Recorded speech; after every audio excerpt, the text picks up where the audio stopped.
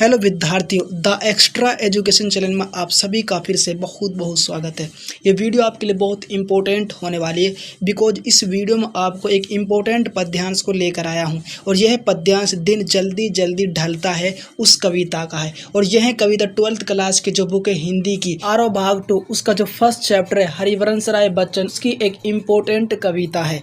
और यह कविता हमारे बोर्ड एग्जाम के लिए बहुत ही इम्पोर्टेंट है बिकॉज इस कविता से हम जो है पद्यांश किससे प्रसंग व्याख्या के संबंधित प्रश्न उत्तरों करेंगे, क्योंकि इसका हम एक पद्यांश को लेकर आए हैं। यह पद्यांश आपके स्क्रीन पर भी नजर आ रहा है। आप चाहे तो इस वीडियो को पॉज कर इस पद्यांश को अच्छी तरीके से पढ़ सकते हैं, क्योंकि बोर्ड एग्जाम जो पद्यांश है इसी प्रकार से आपको देखने को मिलेगा। ठीक है, और एक बात आपको याद रखना, जो पद्यांश में लेकर आया हूँ यह पद्यांश थर्ड पद्यांश है, यानी इससे पहले फर्स्ट और सेकंड पद्यांश की वीडियो ऑलरेडी बना रखी है। वीडियो के नीचे डिस्क्रिप्शन में उनका लिंक मिल जाएगा, यानी कि पार्ट 1 और पार्ट 2 की वीडियो ऑलरेडी बना रखी है। ठीक है ना। और जो इस पद्यांश को मैं इस वीडियो में लेकर आया हूँ यह पद्यांश बहुत इंपॉर्टेंट पद्यांश है हमारे बोर्ड एग्जाम से रिलेटेड, बिकॉज जहाँ पर एनसीईआरटी की बुक जिस स्टेट में लागू हो रही है उन सभी स्टेट के लिए बहुत ही इंपॉर्टेंट, जैसे कि RBSE board, UP board, CBSE board या फिर एचबीएसई बोर्ड, सभी बोर्ड एग्जाम के लिए इंपॉर्टेंट है जहाँ पर एनसीईआरटी की बुक लागू हो रही है। इसीलिए इस वीडियो को पूरा देखना, स्किप नहीं करना। वीडियो अच्छी लगी तो वीडियो को लाइक करना है। सबसे पहले हम क्या करेंगे, संदर्भ को पढ़ेंगे। किसको पढ़ेंगे? संदर्भ को पढ़ेंगे सबसे पहले। ठीक है, और ये संदर्भ जो इसका इस प्रकार से है। प्रस्तुत पद्यांश हिंदी की पाठ्य पुस्तक आरो भाग 2 में संकलित कविता दिन जल्दी जल्दी ढलता है से अवतरित है। यानी जो प्रस्तुत पद्यांश है, कौन सा पद्यांश? मुझसे मिलने को डैश डैश जल्दी ढलता है।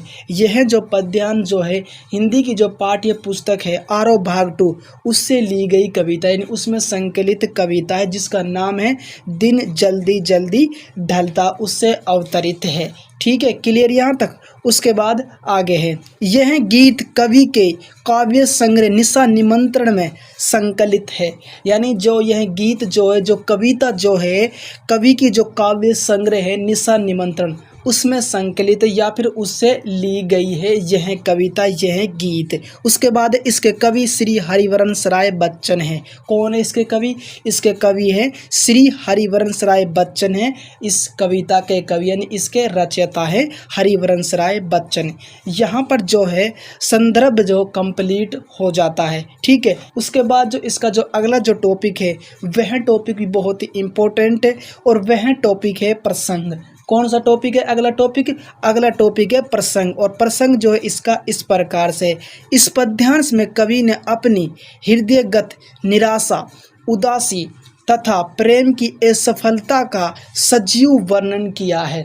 यानी इस प्रसंग का जो मतलब जो है, इस पद्यांश में कवि ने अपनी जो हृदयगत निराशा है, इसके अलावा उदासी या फिर प्रेम की जो असफलता है उसका सजीव वर्णन किया है, यानी कि उसको अच्छी तरीके से इसमें स्थापित किया है, उसका चित्रण किया है कवि ने। इस प्रसंग का मतलब ये है, इस पद्यांश का जो प्रसंग है। ठीक है, क्लियर यहाँ तक? उसके बाद अगला जो टॉपिक है वह टॉपिक बहुत ही इंपॉर्टेंट टॉपिक है और वह टॉपिक है व्याख्या। कौन सा अगला टॉपिक? व्याख्या, जो बहुत इंपॉर्टेंट है हमारे बोर्ड एग्जाम से रिलेटेड। और व्याख्या इसकी इस प्रकार से, कवि कहता है कि संसार में कोई ऐसा व्यक्ति नहीं है जो मुझसे मिलने के लिए बेचैन हो।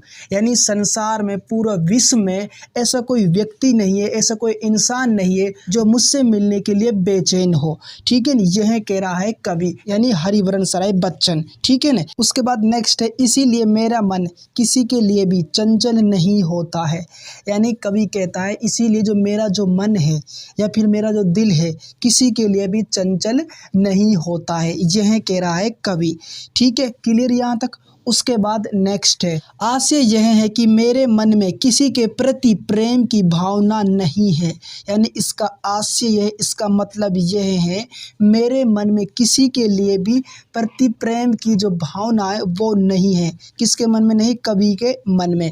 उसके बाद यह स्थिति मेरे कदमों को शिथिल कर देती है। यानी जो ये स्थिति जो चल रही है यह स्थिति मेरे जो कदम है उसको शिथिल कर देती है, ये कह रहा है कवि पद्यांश पद्यांश के जरिए। उसके बाद प्रेम के अभाव के कारण मैं ढीला पड़ जाता हूँ और मेरे हृदय में निराशा तथा उदासी की भावना उत्पन्न होकर मुझे व्याकुल कर देती है। यानी कवि कहना चाहता है कि प्रेम के अभाव के कारण जो है मैं ढीला पड़ जाता हूँ और जिसके कारण जो है मेरे हृदय में जो निराशा है, उदासी की जो भावना है वो उत्पन्न होकर जो है मुझे व्याकुल कर देती है, ये कहना चाहता है कवि। उसके बाद फिर भी मैं प्रेम की तरंग में खो जाता हूँ और दिन जल्दी जल्दी ढल जाता है।